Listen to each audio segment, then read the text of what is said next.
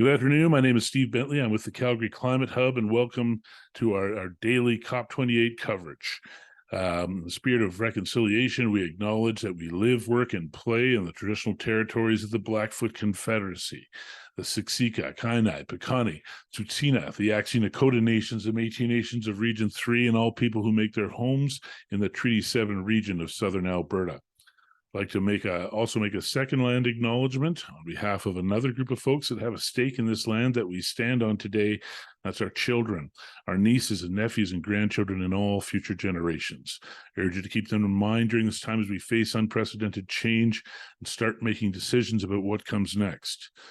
So we're into COP28. We're partway through, almost halfway through the conference, I guess. COP28 being a global conference that countries around the world travel to. They make big promises. They often deliver big projects ahead of time as kind of a sort of a bragging rights kind of thing. There's all sorts of good things about it, but there's also all sorts of things to be cynical about, and this year more than ever. We'll get more into that in a second. Some of the big topics this year is the global stock taking, which is a process for countries and stakeholders to see where they're collectively making progress towards meeting the goals of the Paris Climate Change Agreement or where they're not. There's a focus on health this year that's unprecedented. We haven't done that for a COP yet, so that's some good news. Historic loss and damage fund for the world's richest countries to help the world's poorest and most vulnerable countries hit by climate disaster, largely not of their own making. Some money is actually traveling into, or at least pledges of money. So that, the devil's in the details for all of this stuff. There's an agreement for a global tripling of renewable energy by 2030, something my next guest will have an opinion on. Methane emissions, Canada signed a 75% reduction of methane emissions from the oil and gas sector by 2030. And then, of course, one of the great big debates is the fossil fuel phase out versus an unabated fossil fuel phase out, which relies heavily on carbon capture and storage, which is a fairly controversial technology, certainly amongst climate activists and scientists. There's quite a lot of skepticism, and the tendency is for oil companies to rely on carbon capture, which is largely unproven, to be their prime way that they're fighting climate change. And that's just one of the many big controversial areas of this conference. Some of the news coming out of this, I mean, I hate to say it, but one of the biggest stories is the president of COP this year. First of all, it's taking place in the United Arab Emirates, which is a petrostate. And they have elected to have as the president this year the boss of an oil company. His name is Sultan Al Jaber. He's already been accused of using the conference to make oil deals with the countries and the legions of oil company lobbyists that are attending. If not him, then his company. And if you're the CEO of that company, where does it start? Where does it end? And then, of course, just this weekend, Al Jaber said there's no science behind the demands for the phase out of fossil fuels, and said further that a phase out of coal, oil, and gas would, quote, take the world back into the caves. So this is kind of an old denialist trope that you don't want to hear from the president of your own or your only great big global climate conference. To parse some of this stuff out and figure it all out, I couldn't think of anybody better than for today's guest is Noel Keough, a longtime climate champion here in Calgary, co-founder of Sustainable Calgary, that is currently celebrating over 20 years of citizen-engaged research and actions moving Calgary towards a sustainable future. How you doing there, Noel? Good morning, Steve. I'm doing okay, and you. Congratulations on this podcast. You continue to do awesome work, and especially these important events that you put a ton of effort into covering. Thank you so much. I really appreciate it, Noel. Well, I mean, given all the work that you've done in this city, I like to think that you're one of the people that was doing climate in Calgary before climate in Calgary was cool. So again, glad to have you on here. I guess, to me, the elephant in the room every day is about the big oil presence, more so than ever before at COP28. And indeed, there's a lot of talk about making sure that oil and gas has a seat at the table for this transition, but one could argue that oil is driving the bus at this particular conference. What are your thoughts on all that? Yeah, just Steve, we mentioned the time in the trenches. Yeah, I remember I was actually in Central America doing my master's degree work in '88 when the first real alarm bells went off. It was the drought year in middle North America, if you remember, and I'm forgetting his name now, but the NASA scientist came to Congress and raised the alarm bells. And then personally in '92, it was the year the ecological footprint was kind of launched, but it was also the year that the cod moratorium was put in place in Newfoundland, my home province. So, my markers when I think about the history of this battle goes to those kinds of early markers. In terms of what's happening now, I think it's hard at this point to see that the COP process is going to get us where we want to go, at least for this round now. I think it's been building over time. I think the major industry players in the fossil fuel industry has decided that this is one of their strategies, is to actually, I think previously stymie COP, but now they're at the point where they've gained the energy to, I think, take it over. It's, we've talked before about the captured state in our own province of Alberta. And I think right. The COP is now a captured process in the part of the fossil fuel industry. And it still boggles my mind that any reasonable organizers of this event thought it would make sense to put Al Jaber at the head of the whole thing. Well, the thing that, what I've been sort of kicking around as far as all this goes is I don't blame the oil boss for who gets put in charge of the climate conference for, of course, using it to advance oil narratives and in fact oil projects. I expect that. My question is for folks like American presidential climate envoy John Kerry, who spoke very glowingly about this person heading this conference. And I don't see him anywhere. I haven't heard any clip about him defending the deals that ADNOC was running around making in advance. I wasn't impressed by the defense that Al Jaber made. It wasn't a defense. It seemed like a blame the media kind of thing that didn't deal with the meat of the scandal.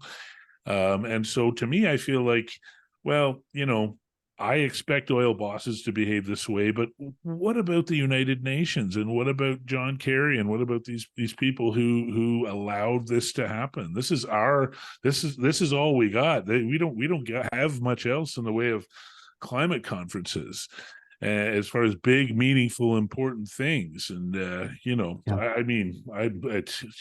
laugh or you cry. Yeah, I think, I have some sympathy with that position around, the oil company is going to do what an oil company is going to do. Yeah. And sure, he would take the opportunity, but the opportunity was set up by significant lobbying and politicking and twisting of arms, and I'm sure threats and all those sorts of things, and put in a dash of naivete by someone like Kerry, and those who allowed it to actually unfold and to defend it.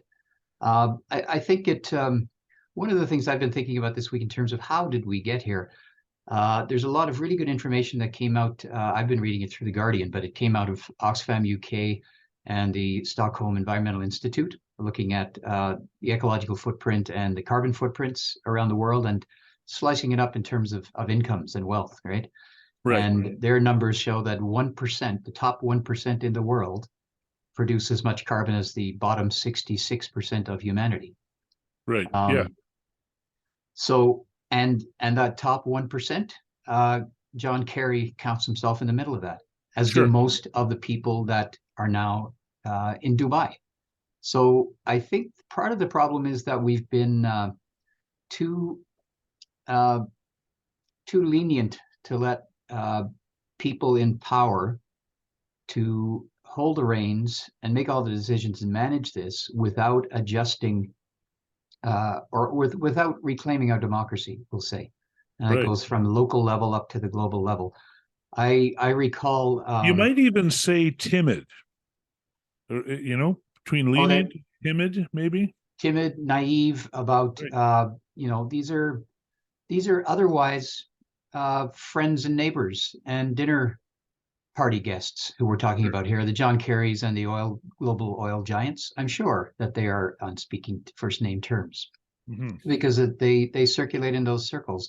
And there's an amount of naivete, I guess, about the goodwill that's in that group and the comfort of dealing with that group and the comfort of dealing just with this small class of powerful who will take care of everything, and the fear of promoting a democratic approach and the opening up the doors to the mass of the population, especially those who are being most affected. I go back to uh, Naomi Klein when she started writing about climate, and she got a lot of flack because she positioned her argument in that climate change is an existential threat, but we cannot deal with it without dealing with inequality.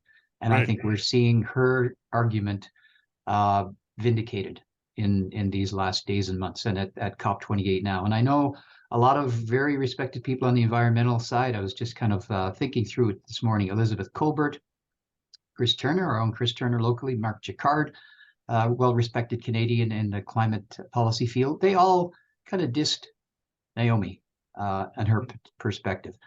And I question that, but I think that her perspective on this is winning the day right now. And if you look at what's happened in the past year, lead up to COP and where we find ourselves today, I think that is front and center, this inequality, the deterioration of democracy, the lack of trust that is leading to support for more authoritarian regimes. We're not only seeing it in our province, we're seeing it, of course, in the United States, the most recent election in Argentina, the election in Italy last year, kind of scarily for me, the election in the Netherlands just a few weeks ago are all all of these citizenry are turning towards authoritarian leaders who say that they have the answer. And I think in large part, blame has to lay with otherwise kind of liberal Democrats who have not delivered the goods and who have allowed, the litany of figures are all out there, the growing inequality over the past 50 years in our world in just about every jurisdiction to happen, and the disenfranchisement of so many people.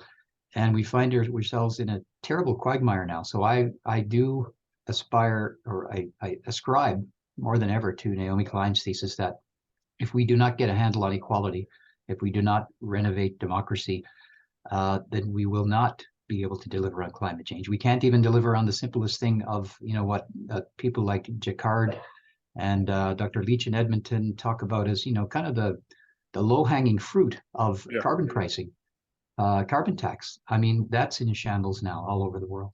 Right.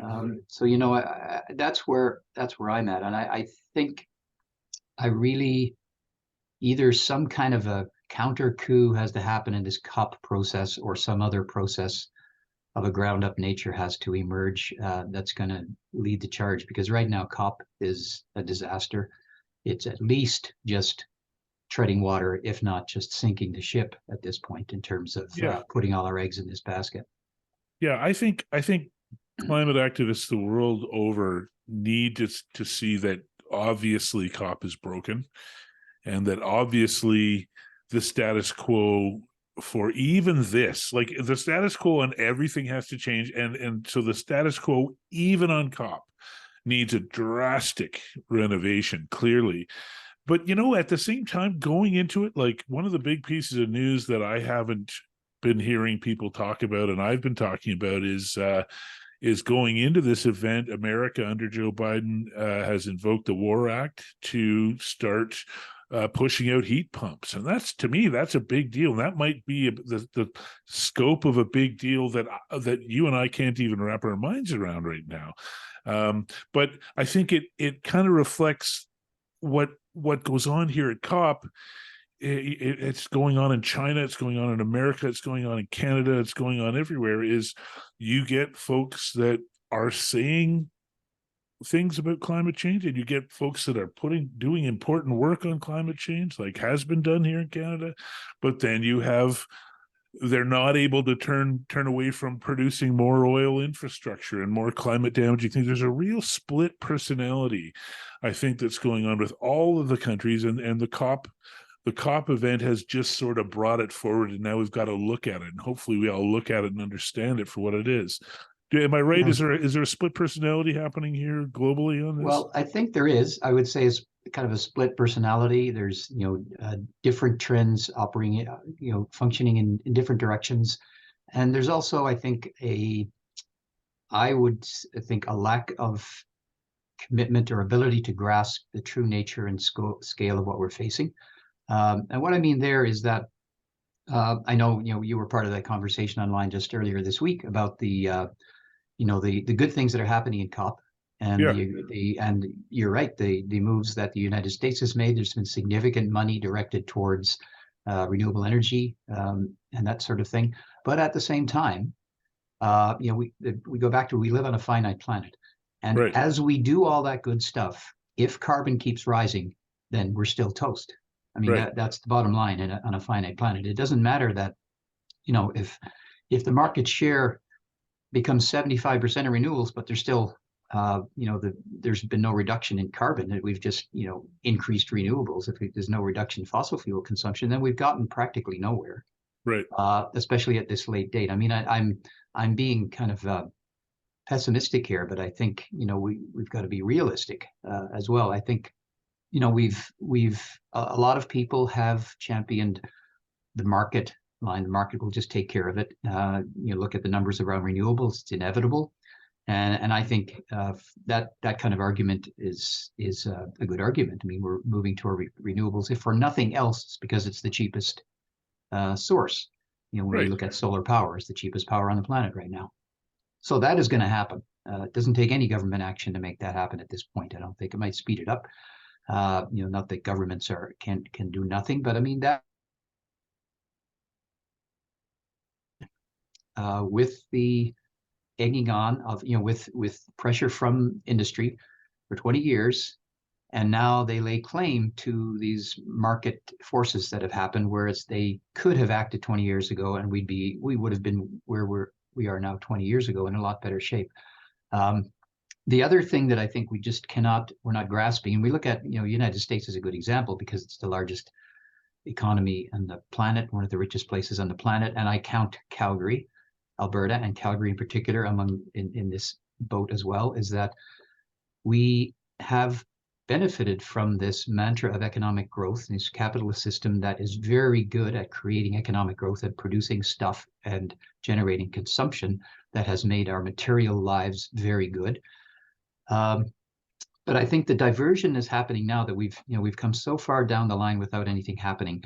You think even the best case scenario at a COP is not going to get us where we need to go. And I think one of the trends that I see, or that I see and I hope will emerge more strongly in terms of maybe an alternative to COP and an alternative to the current economic model, is that people are starting to look around the edges and kick the tires of this idea of no growth and a completely different kind of economy, where it's about redistribution rather than, letting the crumbs fall and everybody's better off by lifting all boats with an economic growth model, which I think is, from a scientific point of view, even if you look holistically from an economic point of view, it just doesn't hold any water. I think we're way past where that economic growth, as Herman Daly says, has become uneconomic growth. So I see, or I guess where I put my hope is that individual citizens and organizations, and maybe starting with some governments, begin to really reshape their economies for no growth economies. And as individuals, we look at our own lives and we decide, how can we be more self-sufficient? How can we point directly at that goal of wellness and well-being, rather than, if I can only get rich, I can then have a good life. That's kind of where we are now. Retail therapy and going and Yep. buying things is for sure. So that's kind of, I guess that's where I'm at now, is I'm very disappointed at COP, very skeptical about whether this process is going to get us where we want to go, but hopeful that there are the seeds of completely different ways of looking at the world, different ways of, it's a wholesale philosophical change of how we look at our relationship to the rest of the world, I mean, it's a long conversation, but it gets into, AI and the AI boosters and people who are not so hot on AI. All of that, I think, is part and parcel of, I think, what the big think that we need is, what are we doing here on this planet? What are we as humans? What's our purpose? How do we achieve well-being and happiness? Is it what we've constructed over the past 500 years, or is it at this point something completely different, out of necessity for our own souls, as well as out of necessity for the actual life support systems on this planet that we live on to survive and support us? Yeah, I Big think questions. yeah, no questions we need to be asking. What heading into this, I felt a personal affront when I found out they're putting this oil company boss in there. I was upset about it, and I was thinking about, we all, the world's climate concerned humans need to find a way to respond here and to push back here. And I don't see anything coalescing yet, and I don't know what it looks like. But what I'm conscious of is, however many delegates big oil can send to COP, there's way more climate concerned humans, and we're still a bunch of fractured, different bunch of tiny little groups. And one of the things I was hoping I would hear more people talking about going into this is the Sue Big Oil movement. So, of course, for our listeners, California, which would be the world's fourth largest economy if it was its own country, is suing Big Oil for lying about climate and the dangers associated.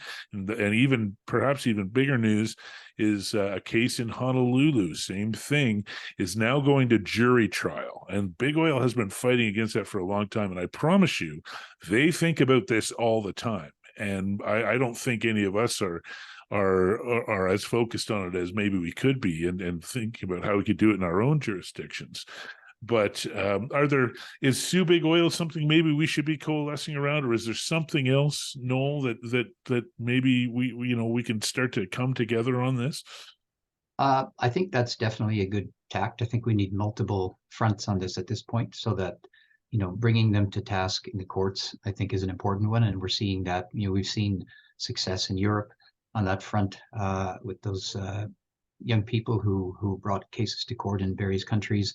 So yeah, I think that's, I'm not a legal expert in terms of how that translates into Canada, but I think definitely on all fronts, that's one thing we have to do. I think beyond, so I think we have to challenge the hegemony that exists in the fossil fuel industry in the world. We have to take them to task. At the same time, I do think that success is going to have to also, if at least in tandem and maybe be led by an independent emerging story of where it is we want to go. So we're beyond, we've got to stop fossil fuels, because I think even if we do now, we're still heading into a period in history for our children and grandchildren that's going to be difficult. It's going to look vastly different, whatever we think about it. So I do think we need to somehow find a coalescence of a different story that captures people's attention. So definitely stop the train we're on now, slow down the train we're on now, stop it. But also, what other train are we going? I mean, here Right. I'll look at an analogy that Chris used in his book about leaping from one train to the next. Right. So I think that's a good analogy to think here, that we need that other story that people are saying, yeah, I'll buy into that. I'm willing to jump off this train and get onto this other one that looks like it's going to be a good deal. Yeah. So I think we need both of those tacts to take down the power of fossil fuels and to tell people a compelling, different story that they can sign on to. And in that way, if both of those fronts are working, then we blunt the impact of fossil fuels, and we doubly take on that threat, because people will abandon that story, which includes that we need to burn fossil fuels. Right. So Monday is Urbanization, Built Environment, Transportation Day at COP28, and I really feel like urbanization and built environment specifically, that's something that Sustainable Calgary has shown solid leadership since its inception to Calgary on. And so, what would you like to see? What would, I mean, rather than what we expect to come out of COP on Monday, what would you like to see come out of it? And what do you think maybe Canada should be trying to, if Canada wanted to do a solid pledge on that, what do you think might be? Well, I think right from local to federal in Canada, uh, I mean, it's part of that alternative story. We're not talking about rocket science. We're talking about getting people active in their neighborhoods and in their cities, abandoning the automobile, or diminishing, marginalizing the role of the automobile, and taking up all of these other active transportation modes. It's not rocket science. All we have to do at a city level is take out, council has to take out its pencils and scratch out some line items and put all that money in other line items, and we know exactly how to do it, and that would be huge. At a federal level, that means again, you then you prick the auto industry, which is another one of those powerful industries. I was thinking about that coming in today, thinking about this interview, and when what was that? When you go out to the woods today, you're in for a big surprise. When you turn on the game tonight, you're in for a big surprise. Or maybe it's not a big surprise, but what do? You get propaganda on the automobile industry and the fossil fuel industry. Sure. And just think of that's just one part of that where we're programmed to be, to think that this is the way the world works. But anyway, at COP, I think if I would like to see at that local level, local agendas, a very strong message about the role of active transportation and its connection with human health and global health and economic health. Again, taking on the big guys. Hopefully there will be a strong message against all odds about phasing out fossil fuels, because that's those are two of the biggest things. It's the fuel we use and the technologies that are the worst actors in terms of using that fuel. And again, it's not rocket science. I think Canada is maybe making some moves, and you mentioned Biden in terms of heat pumps and that sort of thing. I would like to see. I think heat pumps right now is one that could use government support, make a huge difference. Look at Norway. 80% of people, households, use heat pumps in Norway, I believe, something like that. So those are the kinds of things that, in my wish list, I would like to see. I would like the other thing, I think that would be, kind of a sleeper in terms of a message that maybe there's some leverage to turn this thing around at COP, is that we don't hold it in authoritarian regimes anymore, Right. where, they avoid 500,000 people on the street demanding change, because you can't do that in the UAE. Yeah, right? and just imagine being a female reporter in the room, asking this oil company president, trying to hold that speak truth to power there. Yeah. So that's kind of a little under the radar marker, that if they began to put these meetings again in places where people could have their voice on the street, if nowhere else, then that would improve things. And I think that we might be surprised if we get to a COP29 and we have it in a more a less authoritarian part of the world or city. Sure. We might actually, it could be one of those tipping points where we see massively unprecedented people turning out to say this is not good enough. That would be nice to see, because I think we do, and that goes to my point about equity and democracy and trust. If we can't, in tandem, grab back this democratic process, I think we're hooped, no matter what fancy technologies we come up with. Yep, no, that sounds about right. Okay, so the last thing I'm going to hit you with here is we're going to be pushing out a podcast in December. I've been asking my guests to just give me what they think was the worst story in 2023 on climate and what was the best story from this year. So if you had to think to yourself, the year that came and went, what do you feel like was one of the real low points, and what was one of the real high points? Well, I would have to put as a low point the announcement of Al Jaber as president of COP28. I think that was a body blow for climate advocates and a depressing piece of news. Right. So I think that could rank among my worst. Among the best, I guess, if we can fix all these other things, I think the continued march of technology is a good thing. Um, it's hard to say on the good front, but I think overall those numbers are impressive. Yeah. And if we can fix these other things, then I guess the good news is that those numbers reaffirm that we have the technology. This is not a question of technology. This is a question of politics. Yeah. And that's it doesn't need magic solutions. That just requires human beings to get together and do the right thing.